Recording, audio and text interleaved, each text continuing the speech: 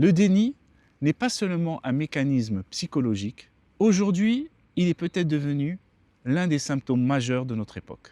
Le déni est un mécanisme de défense psychologique qui consiste à refuser de reconnaître une réalité trop douloureuse ou menaçante. Autrement dit, la réalité est là, mais l'esprit refuse de la voir. Quand une vérité devient trop difficile à accepter, le psychisme trouve une solution. Faire comme si elle n'existait pas. La psychanalyste Anna Freud explique dans Le Moi et les mécanismes de défense que notre esprit utilise différents mécanismes de défense pour se protéger de l'angoisse. Le déni en fait partie, ce n'est pas de la bêtise, ce n'est pas de la mauvaise volonté. C'est un réflexe de protection psychique, mais aussi une forme sophistiquée de se mentir à soi-même. Aujourd'hui, le déni dépasse largement l'individu, il devient un phénomène social.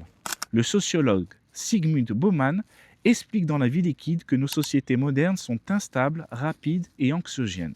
Quand le monde devient trop incertain, le psychisme cherche à se protéger, souvent en refusant de voir certaines réalités. Le sociologue Jean Baudrillard rappelle dans La société de consommation que nos sociétés valorisent l'image, la réussite et la performance. Dans ce contexte, reconnaître ses fragilités devient difficile, alors on masque, on évite, on nie. Mais le déni n'est pas qu'un mécanisme individuel. Il peut devenir une arme sociale. Dans certains contextes, il sert de communication de guerre, devient l'antichambre du mensonge et contribue à la distorsion de la réalité. Il peut être utilisé dans la propagande où l'on transforme la perception collective pour maintenir un contrôle ou une influence. Et aujourd'hui, les réseaux sociaux amplifient ce phénomène. Les plateformes fonctionnent grâce à des algorithmes qui montrent surtout ce que nous voulons déjà voir. Le chercheur Eli Pariser appelle cela la bulle de filtre dans son livre The Filter Bubble. On voit surtout des idées qui nous ressemblent et des opinions qui nous confortent. Et peu à peu, on s'enferme dans des cases de pensée, ce qui renforce le déni. La psychologue Alice Miller explique dans L'enfance sous terreur que certains enfants peuvent nier leur souffrance pour préserver le lien avec leurs parents. Le déni protège, mais il peut empêcher de voir la réalité telle qu'elle est.